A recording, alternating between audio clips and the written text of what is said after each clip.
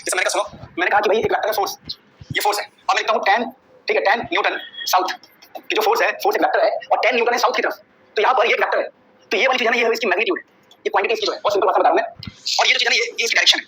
तो हम बोलेंगे फोर्स इज अ वेक्टर, क्योंकि फोर्स के पास क्या है, मैग्नीट्यूड एंड डायरेक्शन दोनों। तो फोर्स एक वेक्टर है, बहुत बेसिक बात है जो 11th में आप लोग पढ़ते हो, तो इस पे बहुत ज्यादा विचार नहीं, जिसके पास मैग्नीट्यूड जैसे एग्जांपल मैं आपको थोड़ा सा, तो जिसके पास मैग्नीट्यूड भी हो और डायरेक्शन भी हो तो उसको वेक्टर कहते हैं, उसको वेक्टर कहते हैं वेक्टर। ये तो सबको पता होता है, कोई इसमें मतलब पढ़ने वाली कोई बात नहीं। पर मैं आपसे मैं ये पूछूं कि यार मैग्नीट्यूड में फोर्स लगा है, एक 10 दूसरा 10 तो आंसर कितना आएगा 20, तो आपको कह दूं कि आंसर गलत है। तो वेक्टर को सिंपल एडिशन नहीं कर सकते हम। तो पहला रूल वेक्टर में हम वेक्टर वाली चीजों को जैसे 10 न्यूटन 10 न्यूटन ये इस तरफ इसको सिंपल एडिशन नहीं करते। तो ये अलजेब्रिक एडिशन को फॉलो नहीं करता, अलजेब्रिक एडिशन को जनरली फॉलो नहीं करता, अलजेब्रिक एडिशन को ये फॉलो करता ही नहीं है, ये अलग प्रकार के एडिशन को फॉलो करता है। अब तुम बोलोगे सर 10 इस तरफ है 10 इस तरफ है, आप बोल रहे हो 20 नहीं होगा, तो क्या होगा? अगर कभी भी आपको दो वेक्टर दिखाई दे, सपोज करो मैं कहता हूं यहां पर कोई वेक्टर है f1 वेक्टर और यहां पर कोई वेक्टर है f2 वेक्टर, ठीक है, और उनके बीच में मान लीजिए एंगल है थीटा, एंगल क्या है थीटा, तो इनका जो रिजल्टेंट होगा इनके बीच में कहीं भी हो सकता है, इनके बीच में कहीं भी रिजल्ट हो सकता है। जैसे मेरे को हाथ इधर खींचे और मेरा हाथ को इधर खींचे तो रिजल्ट क्या आएगा बताओ? ऐसे आएगा। अगर इधर का फोर्स ज्यादा हुआ तो रिजल्ट ऐसे आएगा, इधर का फोर्स ज्यादा तो रिजल्ट ऐसे आएगा, लेकिन इन दोनों के बीच में रिजल्ट रहेगा, तो रिजल्ट हमेशा इन दोनों के बीच में रहेगा। और प्यारे बच्चों, अगर हम रिजल्टेंट के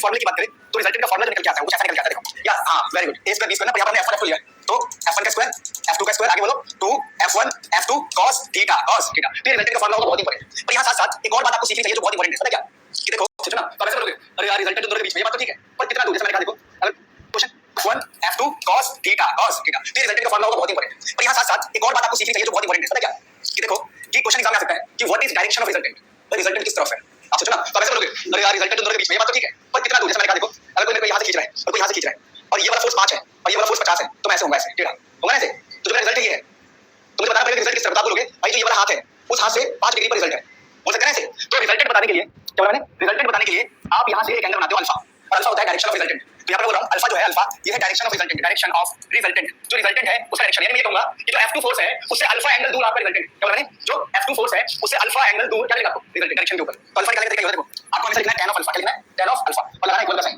और आपको इतना लिखना है tan का फॉर्मूला क्या होता है sin अपॉन cos,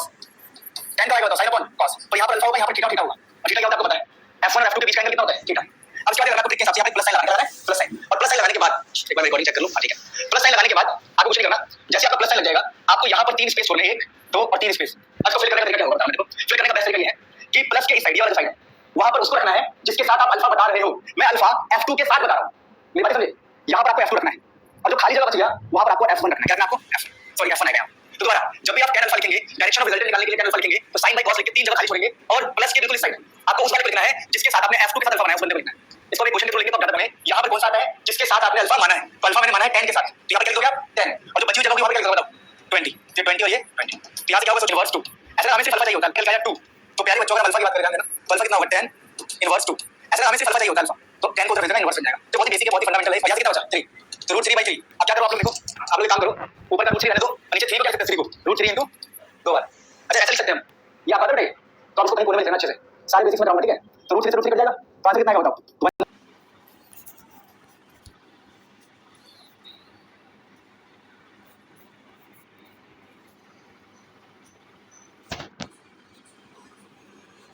बताएंगे भाई क्यों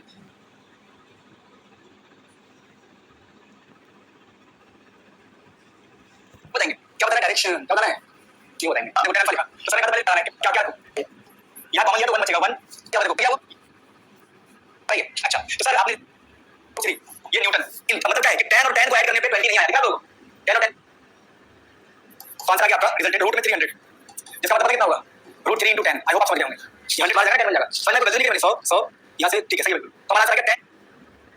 1/2 कितना होता है, तो इस 2 से 2 कट जाएगा cos 61/2, तो यहां पे कितना आएगा 100, तो आंसर आ गया आपका रिजल्टेंट √300, आ गया आपका रिजल्टेंट √300, जिसका मतलब कितना होगा √3 into 10, आई होप आप समझ गए होंगे, 100 3 into 10, आई होप आप समझ गए होंगे, 100 बार जाएगा 10 बन जाएगा, समझ में गलती नहीं करनी, 100 इसका मतलब हो गया tan √5, क्योंकि जो 4 और 0 0 समझ में आया, ये हो गया आपका 100 प्लस 20 का स्क्वायर हो गया 400, तो √500 इसका मतलब हो गया tan √5, क्योंकि जो 100 है ना 100 और रूट से बाहर निकल के 10 आ जाएगा और रूट में 5 ही रहेगा, तो हो गया tan √5 न्यूटन, तो ये हो गया रिजल्टेंट। अब बोला इस डायरेक्शन फाइंड करो, तो